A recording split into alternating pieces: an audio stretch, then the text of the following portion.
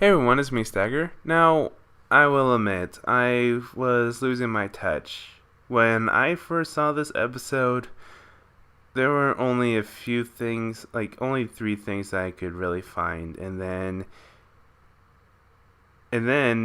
I remember the song "In Our Town, in Our Town," when they've been calling it a village all this time, and then I looked up the definition of village just out of curiosity to see if maybe I am wrong, because this episode was absolutely amazing and I honestly was about to mark it as a flawless episode.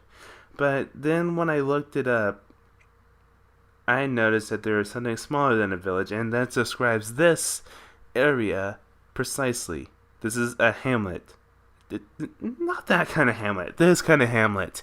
This is an actual place in the world. I can't remember what it's called, but basically, this place is a hamlet. Its population is incredibly small. It is a small area of land, and honestly, it's not a village. It's not a town. But Stagger, what about Ponyville? Well, Ponyville is kind of an exception because it is a town, but because of the settlers, when they first settled into this town, it was actually a village, and they just kept the name Ponyville. In fact, if you want to get more technical, in the beta Season 0 version of MLP, you will notice that it was actually meant to be called Philadelphia, so it was meant to be a town. So, there you go. But back to the Hamlet. I actually went and did a little math here, so try to keep up. There is a total population of 26, excluding Starlight Glimmer and the main 6. There are 4 foals and 22 adults. There's only 12 buildings inside the entire thing, excluding Starlight Glimmer's hut, and plus there are also one that is clearly not going to be residented, and that is the brainwashing room. And also, I think there are like total of four place of businesses. So it wouldn't surprise me if some of them live in there, but it is still. But if I do count that off, then there's only a total of 7 places that each pony can live. It makes sense that there would, share the space, but if you remember what Party Favor said, every pony gets their own cottage. So, how exactly does that add up? In terms of the Cutie Map vault, there is a 112 max capacity that can pretty much have.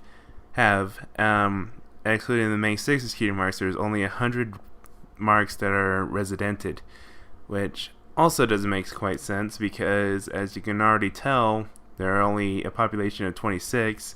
We might as well subtract the 4 foals because they don't have their cutie marks, as you can clearly see, and so there should only be 22 in the fold, but for whatever reason there's 100. And while I'm on the topic of this Cutie Map vault, there were actually 2 animation errors, which is something I haven't seen in such a long time. The first one is seen pretty much before like the camera pans to or cuts to Starlight Glimmer, and look at Rainbow Dash. Rainbow, are you feeling okay? And then while they're inside the Cutie Map vault, as freaking Twilight did the idiotic thing, you can clearly see that the beam doesn't really touch Twilight all that much. Well, anyway, back to math.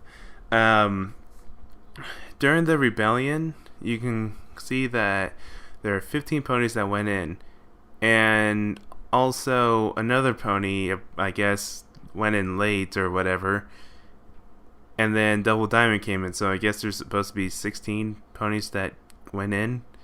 To go back to the hamlet, you can actually see that there are 5 adult ponies. So that means that the foals and 1 adult is missing, if we include the 16th pony right there. Also, Also, near the end, there was actually only 22 ponies inside the party. And this includes 2 adults.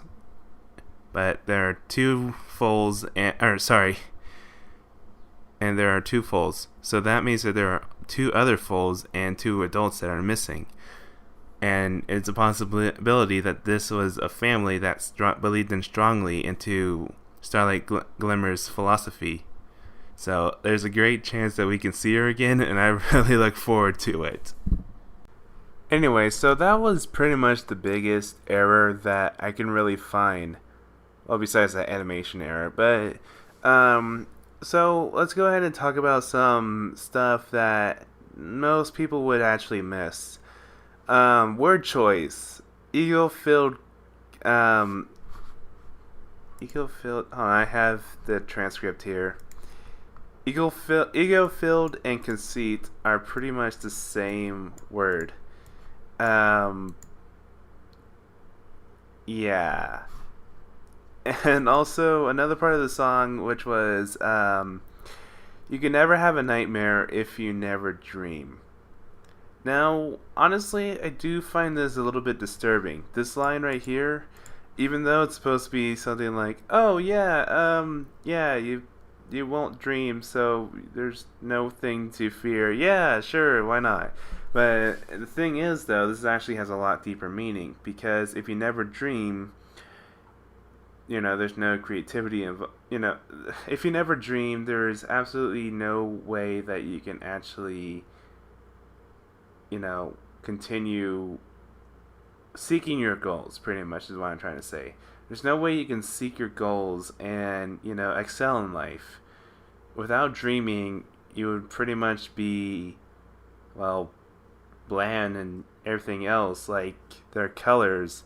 If you notice that pretty much with the exception of Double Diamond, every pony pretty much had like these really dull colors. And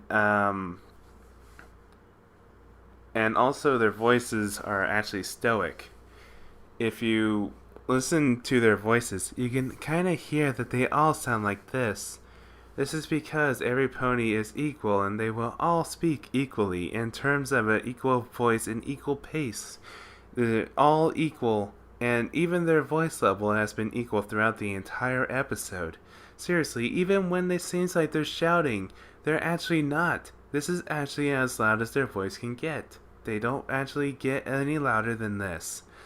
And also something that's kind of interesting is that Twilight can't really use her wings in magic. In fact, she actually never used her wings in magic ever since she lost her cutie mark. Oh, but speaking of wings and magic, Twilight, in my last talk I was like, let's hope that she doesn't make the wrong decisions. There we see an example of our future princess here. She teleports herself to get away from the crowd, and then she decides to attack, instead of teleporting all of her friends out of the situation.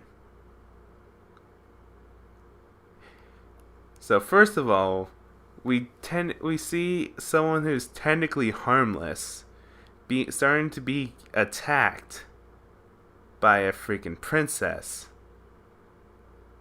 And not only that, but she teleported herself and only herself, while her friends actually had to fend for themselves. So, Twilight, WTF?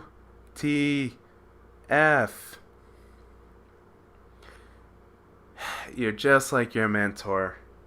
You honestly are just like your mentor. You make some of the worst decisions out there. And this is where you're going to be downfall if you follow into your mentor's footsteps. Honestly. Just... no. Okay? I'm trying to help you out here. Just don't be like your freaking... like Celestia. Okay? Just don't. I'm pleading to a freaking fictional character. This is how much it freaking bugs me. Anyway, so another thing is once they have their cutie marks pretty much removed, you'll notice that they tend to have equal stats. I'm just going to use RPG logic here. Equal stats. Basically, all stats are across the board. If you're familiar with Pokemon, you should know what I'm talking about. Base stats. I'm going to go ahead and give them Sun Current stats. So 30 across the board, which is pretty pathetic. So, the so as you already know, the main six is actually a lot weaker than every pony else. Yeah, because when every pony didn't have their cutie mark, you noticed that they actually were able to run, while the main six were only able to trot.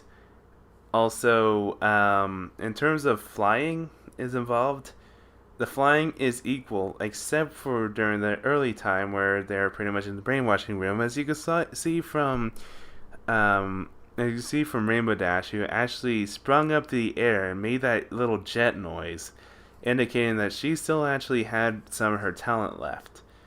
Now, given the take that they were the only ones that were really reluctant to give away their cutie marks, it makes sense that their brainwashing process is a lot slower than everybody else because they're actually willing. And another thing is that they aren't really giving up their free will. They're actually giving up their freedom of expression. Because, like I said before, they're willing to give up their cutie marks in order to live in life of equality. In fact, if you notice that they even still have their wings and magic, even though in terms, if you want pure equality, you would actually take those away. You actually take those away, or just be prevented from using them like ever. But regardless, they still have their wings and magic because this is actually brilliant of Starlight. They want the illusion of equality, but they want the illusion that they actually have some sort of free will. I mean, yeah, I will admit that free will is sort of taken away, but it's not taken away to the extremity to really mention that their free will is being taken away, because again, they chose this life, but at the same time, they're living under her rules. In fact, this is actually considered Marxism. And I didn't know this word until I read this one article, which I can actually link. It's a really good read. It really is. So now for some stuff that many people would tend to overlook. And basically, one of those things was actually you have like a trough and some water of hay and water inside the brainwashing room. And this kind of concerned me because, if you want proper brainwashing, you would actually make them starve. I mean, yes, I understand that, you gotta have some kind of look towards your village, or sorry, hamlet, but you gotta be somewhat. I can't really say humane because they're not humans. What's a good word for this? I'll think of one. I'll write one down. Anyway, anyway, they're trying to look like they want them to stay alive, but really, but really, hunger is actually kind of a good brainwashing technique. Yeah, there's water and hay, so that's kind of a downfall right there. Also, in fact, there are a lot of equal signs inside the hamlet. If you were to look at the hamlet itself, you can actually see that it is an equal signs as well. If you're to, basically, if you were to look around the freaking hamlet, you can actually see a lot of other equal signs lying around. Even the windows create an equal sign for when light shines into the house. You can actually see an equal signs. In fact, this even is shown on the brainwashing room. And yeah, there's a lot of equal signs. Even their mains are actually equal signs. If you're to look at the if you were to look at every pony's mane on the forehead, you can actually see that they are actually form an equal sign, with the exception of the fillies, because let's face it, there are actually no colts. I think they probably did this so that way people won't think of using the word, oh yeah, this is the colt. Oh, look, there's colts. Oh, wait, colt. That's funny. Anyway, so yeah, there are a bunch of fillies with actually the same mane cut, but they aren't the equal sign, which is actually kind of interesting. And I don't fully understand how they would actually find their special talent and then get it removed. Because I would actually have to imagine that their cutie mark would be an equal sign. Oh, which reminds me, is that there was actually is actually the beta name right, this isn't a game. The work in progress name for the episode was actually Cutie Markless, but then it was later changed to Cutie Map, which I'm actually kind of glad, because every time I think of Cutie Markless, I just think of Story of the Blanks, which if you haven't played that game, oh my gosh, it is freaking scary. I'm not kidding you, it really did scare me. I'm like, it freaked me out. Okay, shut up. I don't do well with horror games unless you're talking about Silent Hill. Then I love Silent Hill. But yeah. Anyway, so yeah, I'm actually kind of glad they changed it to Cutie Map. And speaking of that map, there is actually an updated Equestria map that I will be referencing every now and then. It's even been marked for me for convenience sake. And I will be referencing this one, but because of how accurate the original map is, I will still be using the original map. Anyway, so yeah.